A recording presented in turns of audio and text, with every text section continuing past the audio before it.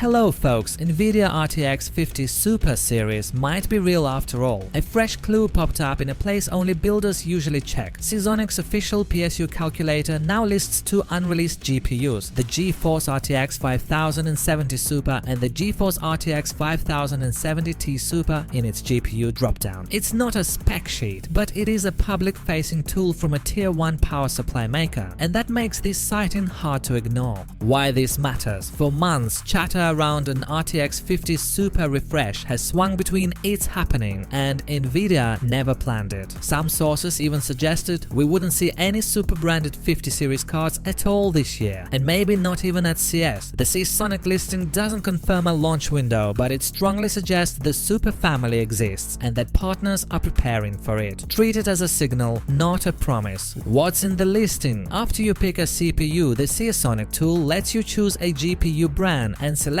NVIDIA reveals two new options labeled GeForce RTX 5070 Super and GeForce RTX 5070 Ti Super. The calculator also hints at power targets higher than their non-super counterparts, lining up with prior whispers. According to those reports, RTX 5070 Super would step up to around 275 watts versus 250 watts on RTX 5070, while RTX 5070 Ti Super could land near 350 watts, up from roughly 300 watts on RTX 5070 Ti. None of these numbers are official, but the direction matches the calculator. Memory rumors are even spicier. Several leaks point to NVIDIA using 3GB GDDR7 modules on Super models, which conveniently scales VRM by 50% without redesigning the entire bus. If that pans out, you'd be looking at 18GB GDDR7 on RTX 5070 Super and a hefty 24GB GDDR7 on RTX 5070 Ti Super. That would materially change the value discussion, especially for creators in high-res texture packs where the standard RTX 5070's 12GB can already feel tight. Future-proofing is the headline here. Outside of power and memory, don't expect sweeping architectural changes. Super refreshes historically keep the same core silicon and feature set with slightly more cores enabled, faster memory and higher clocks. If NVIDIA follows that playbook, the uplift should be noticeable but not generation-defining. Think cleaner 4K playability and stronger 1440p ray tracing, not a whole new tier. So are these launching at CES? That's still the big unknown. The safest read is that NVIDIA left the door open. Even if Super wasn't on the original roadmap, partners like Seasonic are clearly preparing for the possibility. Listings can be placeholders or internal tests that slip live. They can also be early tells before an announcement cycle locks in. Bottom line, the Seasonic PSU calculator nod is the strongest public hint yet that RTX 50 Super cards are in motion. Until NVIDIA says the word, it's all provisional. But if the 275, 350 watts power targets and 24GB